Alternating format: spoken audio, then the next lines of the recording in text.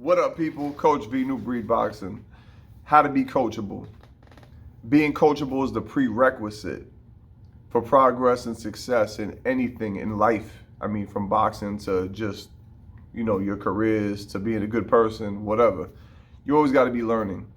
Even me as a coach, I never stop learning. I've never been one to, to not listen to somebody else. I give anybody, a couple of seconds. I give anybody an elevator pitch. And then, after that 30 seconds is up, if I don't feel like I'm gaining anything from the conversation, then I'm going to walk another way. So same goes for me and my students. When I meet somebody and they tell me, yo, I want to learn boxing, I don't care if they're not the most athletic person in the world or the most talented. But what I do care about is that they're coachable and they're consistent. There's nothing I can't stand more than when I'm coaching a sparring session and I see something, right? And I see, the same mistakes being repeated on both sides. And I start giving advice. He's open on this side. A jab off the, off the feints. Throw combos off the jab. Whatever my advice is. Usually it's the same kind of stuff. I mean, usually people just make the same mistakes over and over again. And it's just a matter of trying to get them to see the light eventually. That's the biggest struggle. So when I'm telling somebody to do something, I can tell if they're listening or not. I can tell, you have the inner world and the outer world. You know what I mean? Everything is yin and yang. Not to get all philosophical and everything, right? But the yin and the yang is symbolic of everything. Right now, you breathe in, you breathe out. You're in the house, you're going to be out the house. You're awake, you're sleeping. Right now, everyone is involved on yin and yang in multiple levels without even being aware of it, So the more in tune with your environment, internally, externally, then the more clear your vision becomes. And even still, that's the reason why you need a coach. Your coach is the other set of eyes. Again, your coach is like doing Overwatch. He's got the aerial view. So he wants you to execute certain commands, certain orders on command in order to get the most progress in the shortest amount of time. Because life, whether it's, life goals or whether you're actually in a fight, for 3 rounds or 6 rounds or 10 rounds or whatever the duration is, you don't have all day. The fight's not going to last forever. There is no guaranteed tomorrow. There is no guaranteed next round. So you got to do what you can with what you have, where you are, accentuate the advantages to the maximum of your abilities, and identify the mistakes and eliminate them as quickly as possible.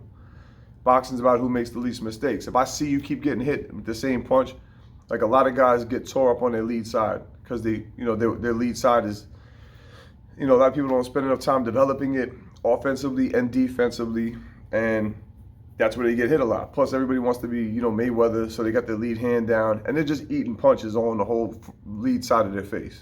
You know what I'm saying? Like, people don't even bother throwing punches to their body because it's just such an easy target. Because dudes are just standing right in front of you posing. There's way too much posing. I make it a rule too, a lot of times. When my guys are sparring, especially like we do round robin or something like that, you got to throw a certain amount of punches within the first 30 seconds or I'm pulling you out.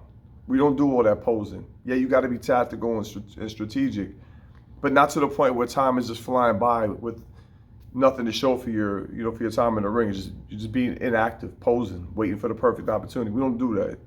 You make opportunities, you create openings. That's where your coach comes into play. He sees things that you may not be able to see. So whether it's a mistake that you're making, if I tell you, yo, keep your lead hand up, man, keep your lead hand up, I shouldn't have to say it 1,000 times. And you should start getting the point when you see that your lead eye is closing up or it's bleeding all over the place. You know what I mean? But some people just hard-headed don't listen. I've seen some guys literally defy the coach, and me, myself included, just because out of spite, because they're frustrated with the way things are going.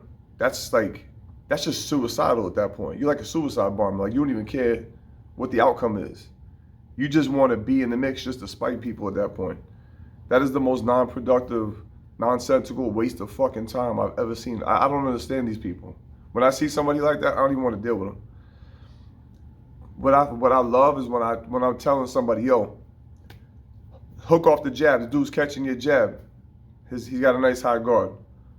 Oh, okay, hook off the jab. Step into that hook. You know what I'm saying? And then pivot off that. Throw the shot to the body. I tell him that in between rounds. And the first fucking thing he does when he comes out that corner is that. And he'll do it 2 or 3 times in a row. Not like, you know, I don't like to say, you know, create patterns, but whatever. Like, he'll make it a point to be like, yeah, I did it good. I'm going to do it a little better the next time. And I'm going to keep, you know, I'm going to keep taking your word for it. Of course, you got to balance what your coach is saying with what you see. Because, you know, by the time you see something, it's not every opportunity is going to come from your coach's, you know, words in the corner. Obviously, you got to think for yourself. You got to think on your feet while the game is in play. And that's just what it is. But when I see a guy, I say, yo, you know, if I give a signal to go to the body and then bring it up top and then pivot, or, you know, whatever the openings are, you instantly do that. I didn't say it for you to do it a half an hour from now. We don't got the luxury of waiting. Waiting is not good in fighting, in my opinion. Like, again, yeah, you got to be tactical and strategic. Cool. But, again, the fight is only going to last so long. How long are you going to wait for the perfect shot? You don't wait for openings. You create openings.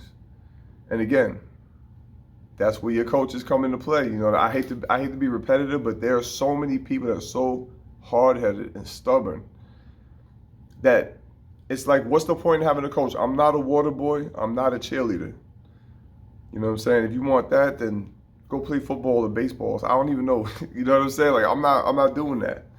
I'm here to make your life as easy as possible.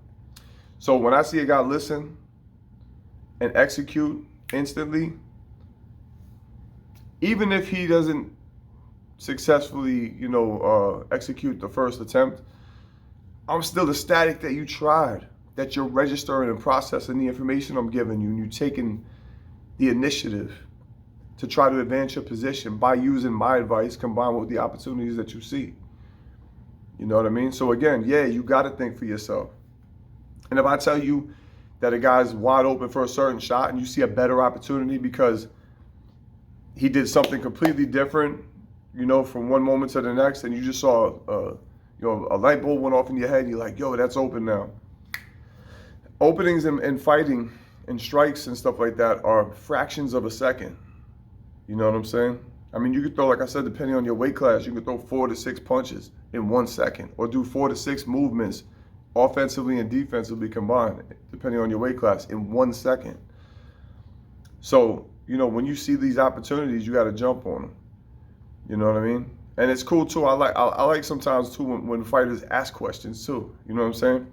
It doesn't have to just be a one-way conversation. You know what I'm saying? Like the more you have a bond with your fighter or with your coach, the better the communication is. I mean, you get to the point where, you know, looks and non-verbal communication starts even taking precedence over speaking.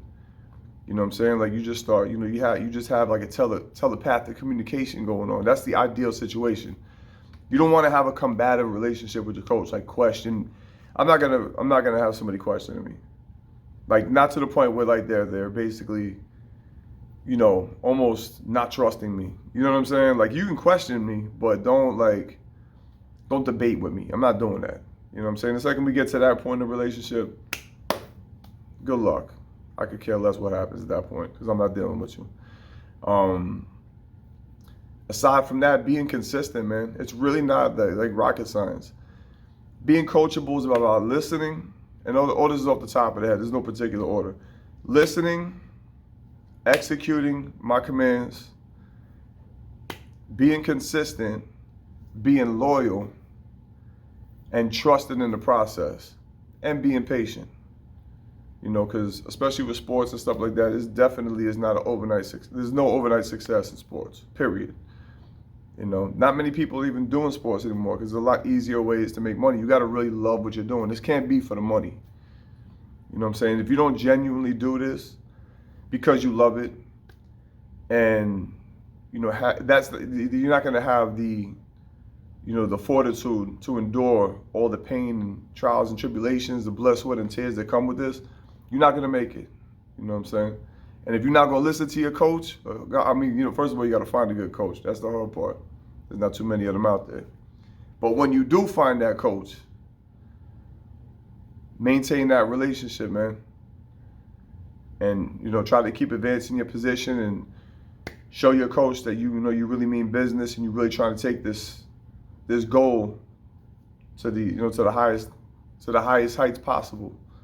And you trust him, and he's going to commit himself to you, and it's a mutual agreement that you both have. Doesn't have to be on paper, of course. If it's a professional situation, then it does. But with the right combination, because nobody could do it alone. You know what I'm saying? I don't give a shit how talented you are as a fighter or athletically. Without the right team behind you, you can only get so far. And yeah, some fighters make coaches famous. You know what I'm saying? There's some coaches out there that are trash, but they just get the right fighter and they make them look like $1 million. You know what I'm saying? At the end of the day, though, the fighter's the one that's out there, doing the dirty deed, man. He's getting out there risking his health, risking his life. You know what I mean? So, you got to have somebody solid in your corner. So that's it, man. Just make sure that you listen, make sure that you execute, make sure you're consistent, make sure that you have trust, and make sure that you always got your eyes on advancing your position. And set short-term goals and long-term goals. Keep your team solid, ride it out, and then hopefully one day you'll be looking back and you'll be proud of all your accomplishments. And then you can pass the torch on to the next generation. Maybe you'll be a coach. Hope you found this informative. If you did, like, subscribe, comment below. Go check out my Instagram, coach.b_. Till the next time, we out. Out.